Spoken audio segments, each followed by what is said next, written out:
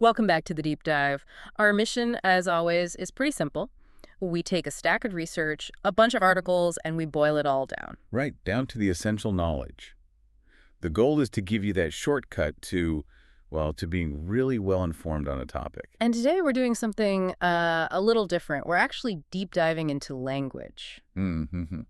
Specifically, the vocabulary we use, or maybe more importantly, the words we don't use, to talk about a really common human experience. Which is being in transition. Exactly. Being in transition. We all know that feeling, right? Yeah. That weird suspended moment where you're done with one thing, but you haven't really started the next. It just gets filed away as this sort of stressful blur. It does. But our sources are making the case that this feeling, it deserves a name, a more precise one. It's about having the right tool for the job. Precisely. We've picked out 3 words that kind of work together. They create a lexicon, if you will, for these transitions. So you can name the threshold, name the gap that follows, and then name the whole defining period. Okay, so we're arming you with 3 words. They are liminal, lacuna, and epoch. Great words. Let's just jump right in and unpack the first one, the one for that holding pattern. Liminal. Liminal. That's Liminal. And it's an adjective. Its root, limen, is Latin for threshold. A threshold. Yep. So it basically describes being in a transitional stage or a place that is, in between. And the sources gave these fantastic physical examples for this. It's not just a place, it's almost a non-place. A non-place. I like that. They're spaces designed only for movement, not for staying. Right. Exactly. So think about an empty airport at 3 in the morning. Or the hallway of a hotel. A hallway is pure function. It's just a conduit. There's nothing there to make you stay. Nothing. The only goal is to get you from point A to point B. Okay, but let me just push back on that a little based on what the sources were implying. Yeah. A subway cart is also designed for movement. An elevator is designed for movement. Why are the airport at 3 a.m. and the hotel hallway so specifically liminal? That's where the nuance comes in. It's the lack of activity combined with this huge sense of expectation. Okay. A crowded subway car is, for a moment, a community. It's active. Mm-hmm. But the airport at 3 a.m. is paused. It's empty, but it holds all the energy of what it's supposed to be doing. So it's a space that's just waiting for something to happen again. It feels hollow, but also full of possibility. Yes. The liminal space is defined by the fact that the normal rules are suspended. You can hear things in that quiet airport you'd never hear during the day. You are, in a fundamental way, between worlds. The old rules are gone, the new ones haven't started. Mm-hmm. And that idea, the suspension of rules, that's what makes this so powerful when we apply it to our own lives, to time. For sure. I mean, think about big life shifts. The sources brought up that week between finishing your last college exam and starting your first real job. Oh, yeah. You're not a student anymore, but you're not quite a professional yet either. You have no assignments, no routine, but you are totally obligated to be ready for Monday morning. It's this temporary permission to just pause. And that creates the feeling the sources talked about, that eerie but exciting feeling of being on the edge of something new. It's potential energy. Yeah. It's terrifying because you're untethered, but it's also thrilling. And look at the example sentence they used. Standing in the empty school during summer break felt strange and liminal, like the building was waiting for something to happen. I love that example. It shifts the focus from the person to the place. The school itself is holding its breath. Yes. The building exists purely as a container for future activity.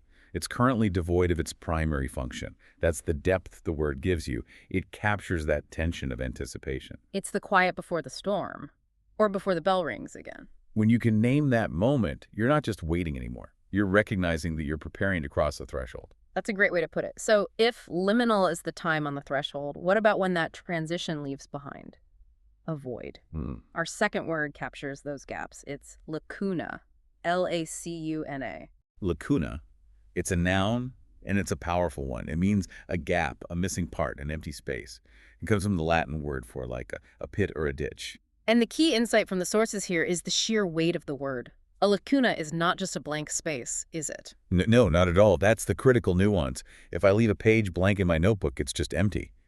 But if a page is ripped out of a 400-year-old book, that's a lacuna. Because something important is missing. Exactly. It's a space where something should be. Yeah. Something essential that is now just gone. And that changes your whole reaction.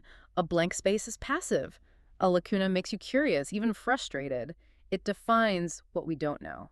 It's a historian's worst nightmare. Oh. They'll talk about a lacuna in a manuscript where it was damaged by fire, and that missing piece forces them to rethink everything around it. I think the personal angle is what makes this so useful for, for all of us.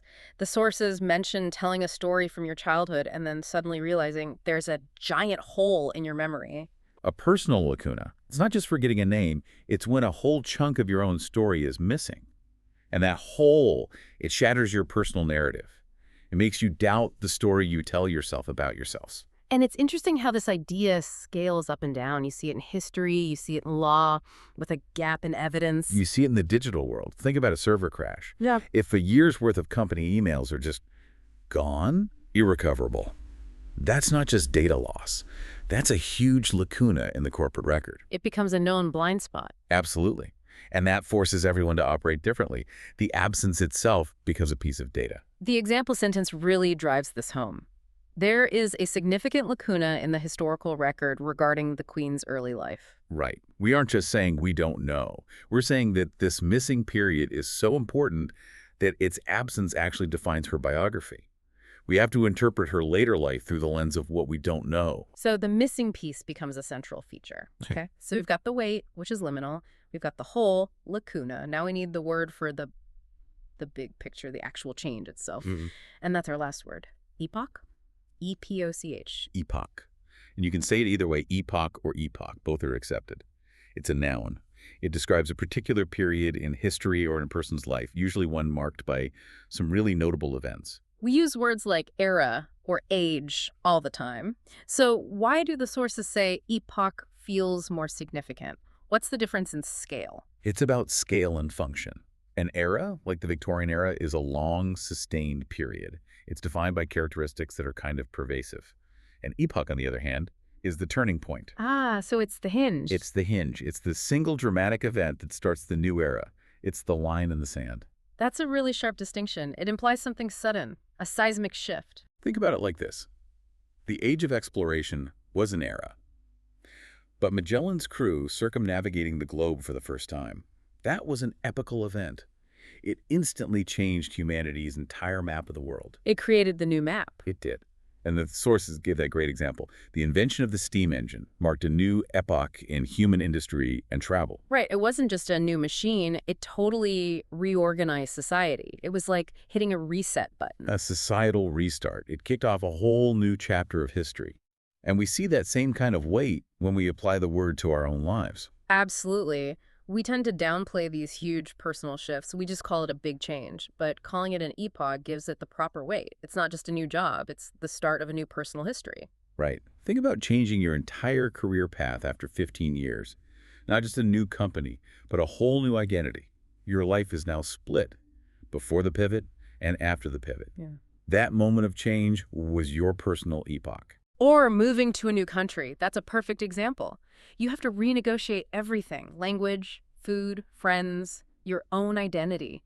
It is the definitive start of a new chapter where the old rules are just gone. And that's why the word matters. It stops you from diminishing the sheer size of that personal upheaval. You made it through the liminal disorientation, and now you're defining a new, significant period of your own story. I really love how these three words sort of create a narrative together. They do, don't they? Liminal is the anticipation, that unsettled feeling on the threshold. Epoch is the definitive crossing of that threshold. And lacuna. Lacuna could be the gap left behind. Maybe it's the knowledge you didn't have, or the part of your old life that gets fuzzy after the change. It's a framework for our own timelines. It takes that messy feeling of stress and gives it a clear intellectual structure. And when you can name the state you're in, whether it's liminal uncertainty or a post-epoch rebuilding phase, you get a little bit of cognitive control back. That is the whole point of this deep dive, upgrading your internal lexicon. So let's do a quick recap. First up, we had liminal. The state of being in between, on a threshold. It's defined by suspended rules and this feeling of expectation. Then we had lacuna. That's the gap, the missing piece in a story or a memory, where something important should be. The absence itself is significant. And finally, epoch. The big one. The major turning point that reorganizes the path of history, whether it's the world's history or just your own. Okay, so here's the final thought, the challenge for you listening. As you go through your week, just pay attention. Observe your own experiences. Is there a conversation you just can't quite remember? That might be a lacuna. Are you waiting for a big announcement at work that's going to change everything? You're probably in a liminal state. Has a new relationship or maybe a health diagnosis just completely altered your life's path? You've just entered a new epoch. So start using these terms. Give those strange transitional feelings the name they deserve. You'll find that when you can name the experience with this kind of precision, you gain a bit of mastery over it. Understanding the lexicon of transitions is really the first step to navigating them. Until the next deep dive, keep observing the world with precision. We'll talk to you soon.